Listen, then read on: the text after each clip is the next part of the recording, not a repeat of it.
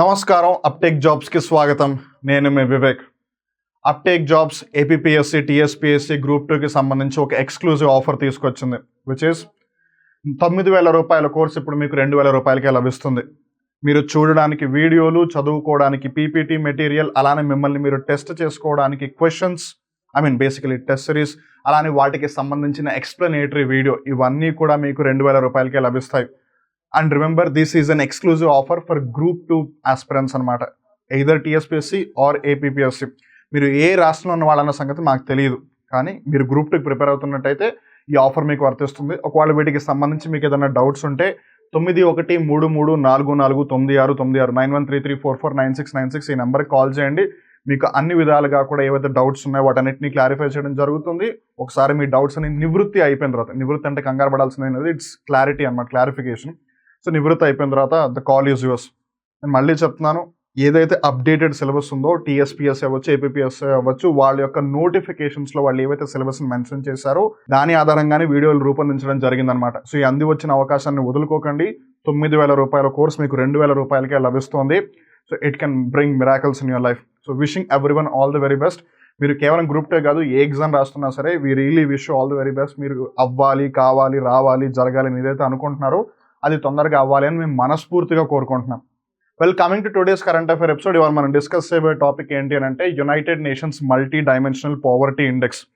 తెలుగులో అయితే ఐక్యరాజ్య సమితి ప్రపంచ బహుమితీయ పేదరిక సూచిక. ఈ మల్టీ డైమెన్షనల్ పావర్టీ ఇండెక్స్ అనేది కొంచెం ఇంట్రెస్టింగ్గా ఉంటుంది, కొంచెం కన్ఫ్యూజింగ్గా కూడా ఉంటుంది. ఇంట్రెస్టింగ్ ఎందుకనంటే ఇది పావర్టీని స్టడీ చేయడానికి వేరే వేరే అంశాలని కన్సిడర్ చేస్తుంది కాబట్టి. ఎప్పుడైతే ఒక అంశానికి బదులుగా వేరే వేరే అంశాలని కన్సిడర్ చేస్తారో అక్కడ డెఫినెట్గా కన్ఫ్యూజన్ కూడా వస్తుంది కాబట్టి it's quite confusing. Well, before getting in to the details, just have a look over this particular picture. ఇది అడ్డంగా చూస్తే ఒక త్రిశూలంలో ఉంది, బట్ బేసిక్గా ఈ మల్టీ డైమెన్షనల్ పావర్టీ ఇండెక్స్ అయితే ఏదైతే ఉందో దాంట్లో 3 మేజర్ క్రైటీరియాస్ ఉన్నాయన్నమాట. 1 is health, second is education, third is living status. ఆరోగ్యం, విద్య, జీవన స్థాయి ప్రమాణాలు లేదా జీవన ప్రమాణాలు. సో ఇప్పుడు పేదరికం అన్నప్పుడు మనం ఎంతసేపు కూడా వాళ్ళ దగ్గర డబ్బులు లేవు అని ఇన్ జనరల్గా చెప్పుకున్నా సరే, పేదరికం can be in various ways అనమాట. అంటే అది వివిధ రూపాల్లో ఉండవచ్చు. కొంతమంది ఆరోగ్యంగానే బాగానే ఉంటారు కానీ వాళ్ళు చదువుకోలేరు. సో వాళ్ళ పరంగా చదువు లేకుండా వాళ్ళు పేదవాళ్ళ. సో ఆ విధంగా వాళ్ళు చదువుని తెచ్చుకోలేకుండా, లేదు చదువుని యాక్సెస్ చేయలేక పేదవాళ్ళు అనమాట. ఇంకొంతమంది దగ్గర చదువు ఉంటుంది, వాళ్ళ దగ్గర మంచి ఇల్లు ఉంటుంది కానీ వాళ్ళకి ఆరోగ్యం ఉండదు. సో వాళ్ళు ఆరోగ్యపరంగా పేదవాళ్ళు అనమాట. ఐ మీన్ టు సే, ఇప్పుడు అలా ఎలా అవుతుంది, వాళ్ళు మంచి ఇంట్లో అంటున్నారు, చదువు ఉంది అంటున్నారు, మరి ఆరోగ్యం లేదు అని అంటే we're talking in that perspective. అందుకే కదా దాన్ని మల్టీ డైమెన్షనల్ అన్నారు. So they are not looking in one direction, వాళ్ళు వేరియస్ ఆస్పెక్ట్స్ నుంచి కన్సిడర్ చేస్తున్నారు అనమాట. సో అందుకని this becomes quite interesting. And the very major reason or important reason why we're discussing about multi dimensional poverty index అంటే, గడిచిన కొన్ని సంవత్సరాల్లో మరీ ముఖ్యంగా ఈ ఇండెక్స్ అనేది రూపుదిద్దుకోవడం స్టార్ట్ అయింది 2010వ సంవత్సరం నుంచి. సో 2010వ సంవత్సరం నుంచే ఈ క్రైటీరియాని కన్సిడర్ చేసుకుని రిపోర్ట్ తయారు చేస్తున్నారు. సో లాస్ట్ 15 yearsలో 14, 13 whatever years that is, India humongous growth తీసుకొచ్చుకుంది. Of course still there is so much of development, or rather we can say there still so much of scope for development. But యాక్చువల్గా గమనిస్తే చాలా మంది అంతసేపు India ఇంకా developed country కాదు, ఇంకా developing country అని నోటికి వచ్చినన్ని సార్లు చెప్తూ ఉంటారు. వాళ్ళు ఇక్కడ మనం జాగ్రత్త గమనించాల్సింది ఏంటంటే, ఇండియా డెవలప్ అవ్వాలి అంటే ఇండియాలో ఉన్న వాళ్ళు ఏదో ఒకటి చేయాలి, కానీ ఇండియాలో ఉన్న వాళ్ళు బయటికి వెళ్ళిపోయి ఇండియా డెవలప్ అవ్వట్లేదు అని చెప్తే మటుకు ఏమీ జరగదు. మీరు అమెరికా వెళ్ళినా, కెనడా వెళ్ళినా, మీరు ఐక్యరాజ్య సమితిలోకి వెళ్ళిపోయినా, మీరు ఆస్ట్రేలియాకి వెళ్ళినా, మీరు అంతరిక్షంలోకి వెళ్ళిపోయినా, అక్కడ నుంచి చంద్రుడి మీదకి వెళ్ళినా, మార్స్ మీదకి వెళ్ళినా, ఇంకెక్కడికైనా వెళ్ళిపోయినా సరే, మీరు నిజంగానే ఒకవేళ ఇండియాని ఒక డెవలప్డ్ కంట్రీగా చూడాలి అని అనుకుంటే, ఎవరైతే బయటికి వెళ్ళిపోయారో మీరందరూ ప్లీజ్ తిరిగి ఇండియాకి రండి, మీ సేవలను ఇక్కడి నుంచి అందించండి. లేదు ఒకవేళ నేను ఇండైరెక్ట్గానే సేవలను అందిస్తాను అని అంటే, మీరు అమెరికాలో ఉన్నా సరే ఇండియాని ఎలా డెవలప్ చేయాలని ఆలోచించండి. అంతేగాని అక్కడ ఉండి అక్కడ నేనేం చేయగలను అనేది మాట కాదు. ఎందుకంటే India has done so much of growth and progress in this particular aspects. A country అయినా డెవలప్ అవ్వాలి అంటే ముందు బేసిక్గా హెల్త్ ఉండాలి. ఆబ్వియస్గా హెల్త్ ఉంటేనే ఎవరైనా చేయగలరు కాబట్టి. So health is primary. At the same time education is also quite primary. ఎప్పుడైతే ఆరోగ్యం, విద్య ఈ రెండు అందరికీ అందించబడతాయో, మెల్లిమెల్లిగా మేబీ షార్ట్ టర్మ్లో కాకపోయినా లాంగ్ టర్మ్లో డెఫినెట్గా ఆ కంట్రీస్ అన్ని కూడా గ్రోత్ వైపు అడుగులు వేస్తాయి, అభివృద్ధి వైపు అడుగులు వేస్తాయి. అండ్ ఎవరైతే వృద్ధికి, అభివృద్ధికి, గ్రోత్కి, డెవలప్మెంట్కి తెలుసుకోలేకపోతున్నారో ఇప్పుడు ఆ కన్ఫ్యూజన్ మొత్తం క్లియర్ చేసేయండి. వృద్ధి అంటే గ్రోత్, అభివృద్ధి అంటే డెవలప్మెంట్. ఇప్పుడు ఉదాహరణకి మీరు మ్యాథ్స్ ఎగ్జామ్ రాశారు అనుకుందాం, మీకు అంతకుముందు 100కి 40-50 మార్కులు తప్పితే ఎక్కువ వచ్చేవి కాదు. కానీ ఇప్పుడు సడన్గా 100కి 70-80 మార్కులు వస్తున్నాయి. దాట్ ఈజ్ గ్రోత్, బికాస్ మనం ఒకటే ఫ్యాక్టర్ గురించి మాట్లాడుతున్నాం. So there is growth from 40-50 to 70-80. దాన్ని డెవలప్మెంట్ అనరు. డెవలప్మెంట్ ఎప్పుడు కూడా వేరియస్ ఆస్పెక్ట్స్ని కన్సిడర్ చేసి మాట్లాడతారు. సో మీరు ఓన్లీ మ్యాథ్స్లోనే కాకుండా సైన్స్లోను, ఇంగ్లీష్లోను, తెలుగులోను, హిందీలోను, ఇలా దొరికిన అన్ని సబ్జెక్టులు, దొరికిన అన్ని భాషల్లోనూ కూడా ఇంప్రూవ్ అవుతున్నారు అనుకోండి, then that's not simply growth, that's called development. మీ వాడు అన్నిట్లోనూ డెవలప్ అవుతున్నాడు అని అంటారు. అలానే మీరు కరిక్యులర్ యాక్టివిటీస్లోనూ ఉన్నారు, మీరు డిసిప్లిన్గా కూడా బాగున్నారు అంటే అప్పుడు డెవలప్ అవుతున్నారు అంటారు, కానీ మీ వాడు బాగా గ్రో అవుతున్నారని చెప్పరు. సో గ్రోత్ ఎప్పుడు కూడా సింగిల్ ఆస్పెక్ట్స్ ఏవైతే ఉంటాయో వాటి మీద ఫోకస్ చేస్తుంది. Whereas development is always about considering many aspects. So ఇప్పుడు వృద్ధికి అభివృద్ధికి తేడా తెలిసింది కదా. సింగిల్ ఆస్పెక్ట్ అయితే వృద్ధి, ఇంతకుముందు ఎంత ఉంది, ఇప్పుడు ఎంత ఉంది. అభివృద్ధి అన్నిటినీ కలుపుకొని అనమాట. సో అలా హెల్త్ అవ్వచ్చు, ఎడ్యుకేషన్ అవ్వచ్చు, లివింగ్ స్టాండర్డ్స్, లేదు ఏదైతే స్టాండర్డ్ ఆఫ్ లివింగ్ ఉందో వీటిలో ఇండియా చాలా డెవలప్ అయిందనే చెప్పాలి. లేదు, there is so much of growth in each and every sector, and hence it becomes very important to talk about that. And considering ఈ multi dimensional poverty index numbers రావడం వల్ల గవర్నమెంట్స్కి it becomes benefit అనమాట. ఎందుకంటే మేము ఇంతమందిని పేదరికంలోకి తీసుకొచ్చామని చెప్పి ప్రభుత్వాలు చూపించుకోవడానికి ఈజీగా ఉంటుంది. Based on that they can even ask people for votes as well. Okay, ఇంతమంది పేదరికం నుంచి బయటకు వచ్చారంటే ప్రభుత్వం నిజంగానే ఏదో చేస్తుంది అని చెప్పి చాలామంది అదే ప్రభుత్వానికి ఓటు వేసే అవకాశం కూడా ఉంది. సో కన్సిడరింగ్ దాట్ నెక్స్ట్ వచ్చే ఎలక్షన్ ఇయర్ ఉంది 2023-24లో తెలంగాణ రాష్ట్రానికి, ఆంధ్రప్రదేశ్ రాష్ట్రానికి, అలానే లోక్సభ ఎలక్షన్ ఖచ్చితంగా జరిగే అవకాశం ఉంది. కాబట్టి it gains so much of prominence. ఎందుకనంటే ఎవరో ఒకళ్ళు ఏదో ఒక చోట దీని గురించి ఖచ్చితంగా ప్రస్తావిస్తారు. అండ్ పేదరికం కాబట్టి భారతదేశంలో ఎక్కువ మంది ఉన్నదే పేదవాళ్ళు, అలానే గ్రామాల్లో ఎక్కువ మంది పేదవాళ్ళు ఉంటున్నారు. సో ఇలా ఏ విధంగా చూసుకున్నా సరే మెజారిటీ ఆఫ్ ద పీపుల్కి సంబంధించిన ఇండెక్స్ కాబట్టి in one or the other way this becomes very important. అందుకే మనం కూడా మిస్ చేయట్లేదు, దీని గురించి తెలుసుకుంటున్నాం. అండ్ ఇంకో ముఖ్యమైన విషయం, ఈ ఇండెక్స్ అయితే వాళ్ళు మనం డిస్కస్ చేయబోతున్నామో it will be majorly focused upon India rather than completely depending upon the world, because end of the day మనకి ఇండియాకి సంబంధించి తెలియాలి కాబట్టి.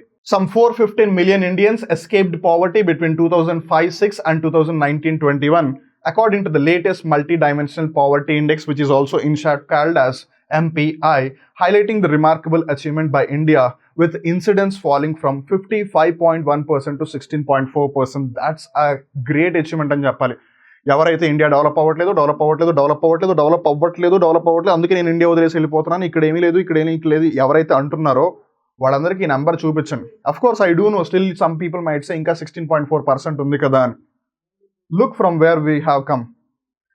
సగం కన్నా ఎక్కువ మంది పేదవాళ్ళ దగ్గర నుంచి 16%కి వచ్చేసాం. That clearly tells there is so much of growth happening. And remember, India is the largest democracy. ఒక ప్రజాస్వామ్య వ్యవస్థని నెలకొల్పి అన్నీ కూడా ప్రజాస్వామ్య వ్యవస్థ ఆధారంగా వెళుతూ ఇంత ప్రగతి అభివృద్ధి సాధించడం, అండ్ దట్టు ఈ రోజుల్లో is very very difficult to be honest చెప్పాలి అంటే. మీరు కూడా ఆలోచించండి, ఒకవేళ అన్నిటికీ సంబంధించిన నిర్ణయం ఒక్కళ్ళే తీసుకుంటే it is always easy to make things work in a faster way. కానీ ప్రజాస్వామ్యంలో అందరినీ కన్సిడర్ చేస్తారు. అన్నిటినీ కన్సిడర్ చేసినప్పుడు మనం ఎవరిని కూడా వదిలేయకూడదు. సో మరి వాటన్నిటిని దృష్టిలో పెట్టుకుని కూడా మనం ఇంత డెవలప్మెంట్ సాధిస్తున్నాం అంటే ఇంకా అప్పుడు ఇండియాని ఖచ్చితంగా డెవలప్డ్ కంట్రీ అని అనాలి. బట్ ఎవ్రీ డెవలప్డ్ కంట్రీ ఒకసారి ఒక డెవలప్డ్ కంట్రీ అని పిలువబడిన తర్వాత డెవలప్మెంట్ ఆపేస్తుందా? ఆపదు కదా. ఇప్పుడు ఉదాహరణకి యూఎస్ఏ ఎప్పుడో డెవలప్డ్ కంట్రీ అయిపోయింది, అలా అని చెప్పి వాళ్ళు డెవలప్ అవ్వడం మానేసారా? వాళ్ళ దగ్గర గ్రోత్ జరగట్లేదా? జరుగుతోంది. ఆ లెక్కన చూసుకుంటే యూఎస్ఏ కూడా డెవలపింగ్ కంట్రీనే కదా. So development is like settlement అనమాట. ఎందుకు ఆ మాట అంటున్నా అంటే మనలో చాలా మందికి ఎస్పెషల్లీ తెలుగు ప్రజలకి సెటిల్మెంట్ అనే వర్డ్ చాలా బాగా నచ్చుతుంది. ఎరా సెటిల్ ఎప్పుడు అవుతున్నారా, సెటిల్ అయిపోరా, తొందరగా జీవితం బాగుంటుంది అంటారు. There is nothing called settlement. ఎందుకంటే మీరు ఉదాహరణకి 10th క్లాస్ వరకు చదివారు అనుకుందాం, నెక్స్ట్ ఏంటిది ఇంటర్ చదువుతారు లేదా 12th చదువుతారు, తర్వాత ఏంటి గ్రాడ్యుయేషన్ చదువుతారు. గ్రాడ్యుయేషన్ తర్వాత వీలైతే పోస్ట్ గ్రాడ్యుయేషన్ చేస్తారు, లేదంటే పిహెచ్డీ చేస్తారు, లేదంటే ఎంబీఏ చేస్తారు, లేదంటే ఉద్యోగంలోకి వచ్చేస్తారు. ఉద్యోగంలోకి వచ్చిన తర్వాత ఉదాహరణకి మీ స్టార్టింగ్ శాలరీ 50,000 రూపాయలు అయితే నేను నెక్స్ట్ ఇయర్కి కనీసం 50,000 కన్నా 60,000 రూపాయలు సంపాదించాలి. 60,000 రూపాయల నుంచి 70,000 సంపాదించాలి. 70,000 నుంచి 1,00,000కి వెళ్ళాలి. 1,00,000 2,00,000 అవ్వాలి. డబుల్ బెడ్రూమ్ కాస్త ట్రిపుల్ బెడ్రూమ్ అవ్వాలి. ట్రిపుల్ బెడ్రూమ్ కాస్త ఒక పెద్ద గేటెడ్ కమ్యూనిటీలోకి వెళ్ళాలి. ఆ గేటెడ్ కమ్యూనిటీలోంచి ఒక పెద్ద డూప్లెక్స్ విల్లా కట్టాలి, లేదు ఇంకో పెద్ద కమ్యూనిటీలోకి వెళ్ళాలి, లేదు అలా నేను మెల్లిమెల్లిగా ఒక రిచ్ పర్సన్గా అవ్వాలి అని. ఆ రిచ్ పర్సన్ గ్రోత్ కూడా ఎలా అవ్వాలి? నేను మిడిల్ క్లాస్లో ఉండాలి, మిడిల్ క్లాస్ నుంచి అప్పర్ మిడిల్ క్లాస్కి వెళ్ళాలి, అప్పర్ మిడిల్ క్లాస్ నుంచి హయ్యర్ మిడిల్ క్లాస్కి వెళ్ళాలి, హయ్యర్ మిడిల్ క్లాస్ నుంచి హై నెట్వర్త్ ఇండివిజువల్ అవ్వాలి, హై నెట్వర్త్ ఇండివిజువల్ నుంచి నేను ఒక రిచ్ పర్సన్ అయిపోవాలి, రిచ్ పర్సన్ నుంచి అల్ట్రా రిచ్ అయిపోవాలి అని చెప్పి ఇది ఉంటుంది. సో మీరు మీ జీవితంలో ఏదైనా సరే ఒక స్టెప్కి వెళ్ళి అక్కడి నుంచి మళ్ళీ నెక్స్ట్ ఏంటి, అక్కడి నుంచి మళ్ళీ నెక్స్ట్ ఏంటి అని వెళ్తూనే ఉన్నారు కదా. సో మీరు ఎక్కడ ఆగట్లేదు కదా. ఆగితేనే సెటిల్మెంట్ అంటారు. ఇప్పుడు మానవుడు ఒక చోట ఉండి అక్కడే ఇల్లు కట్టేసుకుంటే దాన్ని సెటిల్మెంట్ అంటారు. కానీ నొమాడిక్ పాస్టరలిస్ట్ లాగా వాళ్ళు ఒక చోట నుంచి ఒక చోటుకి అలా మూవ్ అవుతుంటే వాళ్ళని సెటిలర్స్ అంటారా? ఎప్పుడు అనరు. అలానే మన జీవితంలో ప్రయాణం కూడా ఎప్పుడు ఆగకుండా వెళ్తున్నప్పుడు సెటిల్మెంట్ అనే ఆప్షన్ అక్కడి నుంచి వస్తుంది. అలానే జస్ట్ ఏదో చెప్పాలి కాబట్టి డెవలపింగ్ కంట్రీస్ అని అంటారు, కానీ డెవలప్ అయిన కంట్రీలు కూడా డెవలప్మెంట్ మీద ఫోకస్ చేస్తున్నప్పుడు మన కంట్రీ కూడా అటువైపుగానే అడుగులు వేస్తున్నాము. ఒకప్పుడున్న పరిస్థితిని దృష్టిలో పెట్టుకుంటే ఇప్పుడు మనం బాగున్నామా లేదా అని చూడాలి, కానీ మనం వాళ్ళతో పోల్ చేసుకుని వాళ్ళు డెవలప్ అయిపోయారు మనం డెవలప్మెంట్ అవ్వట్లేదంటే ఎట్లా? So considering all of that, I hope you are able to get the difference. So India 55.1% నుంచి 16.4%కి పావర్టీని తగ్గించింది, and that too within a span of 15 years. That's a great achievement అని చెప్పాలి. అండ్ ఇది నేను కాదు, మల్టీ డైమెన్షనల్ పావర్టీ ఇండెక్స్ చెప్తుంది. సో అండ్ ఇక్కడ ఇంపార్టెంట్ ఫ్యాక్ట్ ఏంటంటే 415 million. 1 million అంటే 10 lakhs, 10 million అంటే 1 crore, 100 million అంటే 10 crores. సో 415 million అంటే 41.5 crores. 40 కోట్ల మంది, లేదు 40 కోట్లకు పైగా మంది పేదవాళ్ళని పేదరికం నుంచి బయటికి తీసుకురావడం, అండ్ దట్టు ఒక ప్రజాస్వామ్య వ్యవస్థలో ఉండడం, అదంత ఆషామాషి విషయం? Absolutely not. I do still know that there are so many problems in India, but the only thing that gives or that we have to do or that we can do is, ఇంత సాధించాం ఇంకా మిగిలిన సాధించలేమా? ఖచ్చితంగా సాధిస్తాం. And any given point of time అందరూ కూడా poverty నుంచి బయటకు వచ్చేసినా still there will be this poor and rich categorisation. ఎలా అంటే ఒకళ్ళు ₹1,00,000 సంపాదిస్తున్నారు, ఇంకోటి 50,000 సంపాదిస్తున్నారు, ఇంకోటి 25,000 సంపాదిస్తున్నారు. సో ఇప్పుడు ఆ 25,000 సంపాదిస్తున్న వాళ్ళు కూడా పేదరికంలో ఏం బతకట్లేదు, they are able to live happily. వాళ్ళ స్టాండర్డ్ ఆఫ్ లివింగ్ వాళ్ళకి తగ్గట్టుగా బాగానే ఉంది. బట్ ఈవెన్ దెన్ 25,000 సంపాదిస్తున్న వాళ్ళని పూర్గా కన్సిడర్ చేస్తారు, because there is someone who is earning 50,000 and there is someone who is earning 1 lakh. So ఆ కేటగరైజేషన్ అయితే ఎప్పుడు మారదు, బికాజ్ ఎలా అయితే ఇన్ఫ్లేషన్ ప్రకారం అందరి శాలరీలు పెరుగుకుంటూ వచ్చేస్తాయో అలానే అన్ని కూడా మారుతాయి. But what are be the only thing that we need to make sure is poverty, పేదరికం నుంచి వాళ్ళు బయటికి రావాలి. Whether they are being considered as poor అనేది it comes under according to the indicators or the categories that are being considered. కానీ in general వాళ్ళు పేదరికం నుంచి బయటకు వస్తున్నారా? Whether they are able to get the accessibility, affordability of health, education and better living standards, that's the most important. So ఈ multi dimensional poverty index ఏదైతే ఉందో, ప్రపంచ బహుమితీయ పేదరిక సూచిక ఏదైతే ఉందో, it is an international index. ప్రపంచాన్ని మనం పేరులోనే చెప్తున్నాము. It is released annually by United Nations. So ఐక్యరాజ్య సమితి ప్రతి సంవత్సరానికి ఒకసారి ఇది రిలీజ్ చేస్తుంటుంది అనమాట. The index reflects the multiple deprivations that poor people face in the areas of education, health and living standards. So బేసిక్గా ఈ సూచిక ఏదైతే ఉందో, ఈ ఇండెక్స్ ఏదైతే ఉందో, దాని యొక్క ముఖ్య ఉద్దేశం ఏంటి అని అంటే, ప్రపంచం మొత్తంలో కూడా పేదవాళ్ళు ఎవరైతే ఉన్నారో, పూర్ పీపుల్ ఎవరైతే ఉన్నారో, వాళ్ళు ఎటువంటి కష్టాలను ఫేస్ చేస్తున్నారు అనే దానికి సంబంధించి, వాళ్ళు విద్యకి సంబంధించి ఎటువంటి కష్టాలు ఫేస్ చేస్తున్నారు, ఆరోగ్యానికి సంబంధించి ఎటువంటి కష్టాలను ఫేస్ చేస్తున్నారు, వాళ్ళ జీవన స్థాయి ప్రమాణాలు లేదా జీవన ప్రమాణాలకు సంబంధించి ఎటువంటి కష్టాలను ఫేస్ చేస్తున్నారు అని చెప్పి మనకి బహుమితీయ సూచిక చెప్తూ ఉంటుందన్నమాట. సో ఇంతకీ యునైటెడ్ నేషన్స్ ఇది రిలీజ్ చేస్తుందని తెలిసినా సరే, యునైటెడ్ నేషన్స్కి సంబంధించి ఏ వ్యవస్థ లేదు, ఏ సంస్థ రిలీజ్ చేస్తుంది అంటే యుఎన్డిపి. యుఎన్డిపి అంటే United Nations development programme and the Oxford poverty and human development initiative. మన దాకా తెలుసుకున్నాం కదా, 2010వ సంవత్సరం నుంచి వీళ్ళు ఇండెక్స్ని రిలీజ్ చేస్తున్నారు. And since then India is on the growth phase అని చెప్పాలి. సో ఒకసారి మన గ్లోబల్ MPI ఏదైతే ఉందో, మల్టీ డైమెన్షనల్ పావర్టీ ఇండెక్స్, దానికి సంబంధించిన డైమెన్షన్స్ ఏంటి, దానికి సంబంధించిన ఇండికేటర్స్ ఏంటి, దానికి ఉన్న వెయిటేజ్ ఏంటి అని గమనించినట్టయితే, మేజర్ కేటగిరీస్ ఏంటి? హెల్త్, ఎడ్యుకేషన్, అలానే లివింగ్ స్టాండర్డ్స్. వీటిలో ప్రతిదానికి కూడా 1/3 వెయిటేజ్ ఇచ్చారు, even though indicators might vary. హెల్త్లో పరంగా చూసుకున్నట్టయితే ఇండికేటర్స్ ఏంటి అంటే చైల్డ్ మోర్టాలిటీ, న్యూట్రిషన్. అంటే చైల్డ్ మోర్టాలిటీ అంటే ఏంటి? 5 సంవత్సరాలు రాకుండానే పిల్లలు ఎవరైనా మరణిస్తే వాళ్ళందరినీ చైల్డ్ మోర్టాలిటీ కింద కన్సిడర్ చేస్తారనమాట. And that too for every 1000 births that are taking place. So అది చైల్డ్ మోర్టాలిటీ ఎప్పుడు కూడా తక్కువ ఉండాలి. ఇన్ఫాంట్ మోర్టాలిటీ అవ్వచ్చు, మెటర్నల్ మోర్టాలిటీ అవ్వచ్చు, చైల్డ్ మోర్టాలిటీ అవ్వచ్చు, ఇవన్నీ కూడా 0కి దగ్గరగా ఉంటే మంచిది. 0గా ఉంటే దట్ వుడ్ బి గ్రేట్. ఒకవేళ అలా కాదనుకుంటే 0కి దగ్గరగా ఉండాలి. అది ఎంత ఎక్కువ ఉంటే మనకు అంత ప్రాబ్లం అనమాట.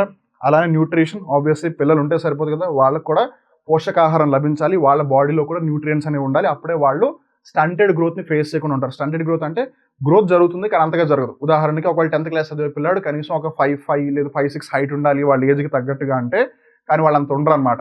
ఇంత హైట్ ఉండాల్సిన పిల్లాడు ఇంతే ఉంటాడు. ఎస్పెషల్లీ అమ్మాయిల్లో మీరు జాగ్రత్తగా గమనించవచ్చు, వాళ్ళ ఏజ్కి తగ్గట్టుగా గ్రో అవ్వరు. ఈవెన్ ఈ రోజుల్లో బాయ్స్ కూడా స్టంటెడ్ గ్రోత్ అనేది చాలా ఎక్కువగా అయిపోతుంది.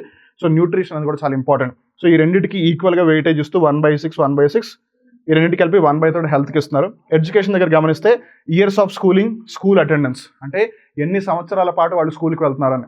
చాలామంది ఈ రోజుల్లో 10వ తరగతి వరకు పిల్లల్ని చదివించేసి ఇంకా మా వల్ల కాదమ్మా వాడు బయట పనికి వచ్చేస్తారని చెప్పి ప్రిన్సిపల్లు, టీచర్లు వీళ్ళందరూ ఫోకస్ చేస్తున్నా, వీళ్ళందరూ స్ట్రెస్ చేస్తున్నా సరే పిల్లల్ని తీసుకెళ్ళిపోతున్నారు. వాళ్ళకి అర్థం కానిది ఏంటంటే, వాళ్ళు ఒకప్పుడు అలానే చేసి వాళ్ళు ఇప్పుడు డెవలప్ అవ్వలేని పరిస్థితుల్లోకి వచ్చినప్పుడు, అట్లీస్ట్ అవకాశం దక్కినప్పుడు, గవర్నమెంట్ ఫ్రీగా స్కూల్స్లో ఎడ్యుకేషన్ ఇస్తున్నప్పుడు, కాలేజెస్లో ఎడ్యుకేషన్ ఇస్తున్నప్పుడు డబ్బులు కట్టలేకపోతే that's different story. At least there is an option to go for కదా. గవర్నమెంట్ ఫ్రీగానే ఎడ్యుకేషన్ ప్రొవైడ్ చేస్తుంది, దట్టు మధ్యాహ్న భోజనం పథకం కింద వాళ్ళకి భోజనం కూడా ఇస్తుంది. మరి అలాంటప్పుడు పంపించడానికి ప్రాబ్లం ఏంటి? సో వాళ్ళు ఫ్రీగానే ఎడ్యుకేషన్ వస్తుంది, ఫ్రీగానే ఫుడ్ వస్తుంది. So parents need to think in a much aware manner. And ఎవరైతే ఇలా ఆలోచించలేకపోతున్నారో it's our responsibility to tell them that మీరు ఇలా చేస్తే బెటర్గా ఉంటుంది. సో దట్ వాళ్ళు అలా ఇంటర్ డిగ్రీ వరకు ఫినిష్ చేసినా సరే 10th వాళ్ళతో పోలిస్తే డిగ్రీ ఫినిష్ చేసిన వాళ్ళకి ఉపాధి అవకాశాలు కానీ బెటర్ ఆపర్చునిటీస్ కానీ చాలా ఎక్కువగా ఉంటాయని చెప్పాలి. అలానే స్కూల్ అటెండెన్స్, స్కూల్లో వాళ్ళ పేరు నమోదు చేస్తే సరిపోదు కదా, స్కూల్కి కూడా వెళ్ళాలి. ఎందుకంటే స్కూల్కి వెళ్తేనే వాళ్ళకి ఎన్నో అంశాలు తెలుస్తాయి. స్కూల్లో పేరైతే నమోదు చేసేసాను, కానీ మా పిల్లవాడు నాతో పాటే వచ్చి రోజుకి 50 రూపాయలు, రోజుకి 100 రూపాయలు, రోజుకి 150, 200 రూపాయలు సంపాదిస్తూ ఉంటాడు అనుకుంటే సరిపోదు కదా. అలాంటప్పుడు ఇంకా విద్య ఎక్కడి నుంచి వస్తుంది? అండ్ రిమెంబర్, గుర్తుంది కదా, మన దేశం సరిగ్గా అవ్వట్లేదంటే ఆ దేశంలోని ప్రజల యొక్క ప్రాబ్లం అది. It's not the countries problem end of the day. So ఒకవేళ పిల్లలు నమోదు చేసుకుని స్కూల్కి వెళ్ళకపోతే కనుక మనమే సఫర్ అవుతాం. రిమెంబర్, మనందరూ ఇప్పుడు కష్టపడిన తర్వాత ముసలాళ్ళు అయిపోతాం ఖచ్చితంగా. సో మన నెక్స్ట్ జనరేషన్ వాళ్ళు సరిగ్గా చదువుకోవట్లేదు అనుకోండి, they won't be able to do anything. అందుకని దేని మీద అయితే ఫోకస్ చేయాలో దాని మీద ఫోకస్ చేయమని చెప్పి, దేని మీద అయితే ఫోకస్ చేయకుండా ఉండాలో దాని నుంచి పక్కకి తప్పించాలా పేరెంట్సే ప్రయత్నించాలి. అలానే లివింగ్ స్టాండర్డ్స్ దగ్గరకు వచ్చేస్తే కుకింగ్ ఫ్యూయల్. ఈ రోజులకి కూడా చాలామంది చెక్క పొయ్యిలు లేదు పొగ ఉఫ్ ఉఫ్ ఉఫ్ అని ఊది ఎన్నో రోగాలు పడుతున్నారనమాట. ఇప్పటికీ చాలా మంది ఇళ్లలో కుకింగ్ చేయడానికి గ్యాస్ సిలిండర్స్ లేవు. కాకపోతే ఆల్ క్రెడిట్ టు ప్రధానమంత్రి ఉజ్వల యోజన, వాళ్ళందరికీ గ్యాస్ సిలిండర్స్ దక్కుతున్నాయి. And we really wish that ఎక్కడా కూడా ఇంకా ఉఫ్ ఉఫ్ ఇది ఉండకూడదని అనుకుంటాం. ఎందుకనంటే అలా చేయడం వల్ల ఎస్పెషల్లీ మహిళలు మరీ ముఖ్యంగా అనారోగ్య పాలవుతున్నారు. అండ్ తర్వాత వచ్చేసి శానిటేషన్, ఎస్పెషల్లీ స్వచ్ఛ భారత్ అభియాన్ కార్యక్రమం స్టార్ట్ అయిన దగ్గర నుంచి శానిటేషన్ మీద ఎఫర్ట్స్ చాలా ఎక్కువ పడుతున్నారని చెప్పాలి. శానిటేషన్ అనగానే చాలా మంది అనుకుంటారు ఎంతసేపు నీట్గా ఉంటే సరిపోతుంది. No, it's not only just about that. So it's all about toilet, hygiene, cleanness, చాలా ఆస్పెక్ట్స్ ఉన్నాయన్నమాట ఈవెన్ శానిటేషన్లో కూడా. So we need to focus on that because end of the day sanitation again leads to health as well. So అలానే drinking water, మనందరికీ నీరు లభిస్తే సరిపోదు, సురక్షితమైన త్రాగునీరు కూడా లభించాలి. అండ్ ప్రతి ఒక్కళ్ళు కూడా ప్రతిసారి 20 రూపాయలు 15 రూపాయలు పెట్టి వాటర్ బాటిల్ కొనుక్కోలేరు కదా. And water is a basic thing, అది ఫ్రీగా దక్కాలి, దాన్ని కూడా కమర్షియలైజ్ చేస్తారు. విద్య అందరికీ ఫ్రీగా దక్కాలి, దాన్ని కూడా కమర్షియలైజ్ చేస్తారు. ఏం కమర్షియలైజేషన్ కానీ ఏది ఏమైనా సరే, we really wish that government puts more efforts on making sure that everyone gets drinking water. అలానే హౌసింగ్, అందరికీ ఉండడానికి ఒక ఇల్లు ఉండాలి. ఉండడానికి ఒక ఇల్లు ఉన్నప్పుడు వాళ్ళు సురక్షితంగా ధైర్యంగా ఉంటారు. అది వాళ్ళ మనోధైర్యాన్ని ఇంకా పెంచుతుంది. తద్వారా వాళ్ళు కూడా సమాజానికి తిరిగి ఏదో ఒక విధంగా సహాయపడతారు. And that's quite sure. And electricity, అలానే యాసెట్స్ కూడా అనమాట. యాసెట్స్ అనేది డిపెండ్ అవుతుంది how are they able to do it అనేది, బట్ ఎలక్ట్రిసిటీ అనేది it plays a really crucial role. ఇప్పుడు ఉదాహరణకి ఒక ఇంట్లో అసలు వెలుతురే లేదనుకుందాం, ఒక ఇంట్లో అసలు విద్యుత్ లేదనుకుందాం. సో అప్పుడు వాళ్ళు ఓన్లీ పొద్దున్న నుంచి సాయంత్రం వరకే ఏ పనైనా చేయగలరు. సో ఎడ్యుకేషన్ పరంగా అవ్వచ్చు, లేదు ఏ పరంగా అయినా సరే, they won't be having the best of the life. మీరు ప్రతి చోట కూడా సమస్యలను ఎక్కువగా ఎదుర్కొంటూ ఉంటే మీరు ఆ సమస్యలను పరిష్కరించడానికే సమయం సరిపోతుంది. దానికి బదులుగా మీకు వసతులు కల్పించినట్టయితే మీరు ఆ వసతులను ఉపయోగించుకొని మీరు అభివృద్ధి అవ్వడానికి, లేదు డెవలప్ అవ్వడానికి, లేదు గ్రో అవ్వడానికి ఆస్కారం ఇంకా ఎక్కువ ఉంటుందన్నమాట. సో ఇలా ఈ ఇండికేటర్స్ అన్నిటికీ 1/18 ప్రయారిటీ ఇస్తూ టోటల్ వెయిటేజ్ 1/3 ఇస్తే, ఎడ్యుకేషన్ సెక్టర్లో రెండింటికి 1/6 ఇస్తూ 1/3 ఇస్తే, అలా హెల్త్కి 33%, ఎడ్యుకేషన్కి 33%, లివింగ్ స్టాండర్డ్స్కి 33% ఇస్తూ మల్టీ డైమెన్షనల్ పావర్టీ ఇండెక్స్ అనేది స్టడీ చేయబడుతుంది అనమాట. అలానే ఇండియా పరంగా పర్ఫార్మెన్స్ ఏ విధంగా ఉంది, వివిధ ఇండికేటర్స్ లేదు వివిధ సూచికల పరంగా గమనించినట్టయితే, న్యూట్రిషన్ ఇండికేటర్ని గమనించినట్టయితే 44.3% నుంచి 11.8, లేదా అప్రాక్సిమేట్గా చూసుకున్నా సరే 44 నుంచి 12% అప్రాక్సిమేట్గా వచ్చేసిందని చెప్పాలి. So that's a drastic growth. అలానే చైల్డ్ మోర్టాలిటీ 4.5 నుంచి 1.5, అండ్ అది తొందరగా 1 కన్నా తక్కువగా వస్తే బెటర్.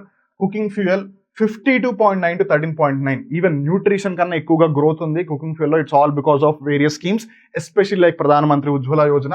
అండ్ తర్వాత sanitation 50.4 to 11.3, again a good growth అని చెప్పాలి, especially considering Swachh Bharat Abhiyan. And drinking water 16.4% to 2.7, again a good growth అని చెప్పాలి. And coming to electricity 29% to 2.1%, that clearly again is a good growth. And make sure that ఏంటంటే అందరికీ electricity రావాలి అని. అలానే housing దగ్గరకు వచ్చేస్తే 44.9% to 13.6%, still there is so much of growth. And ఇక్కడ చాలా మంది ఇంకా ఇల్లు లేవు.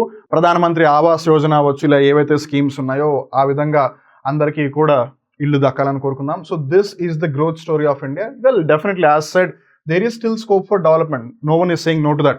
But still, things are growing and things are going in the right way. And that's what the most important thing is.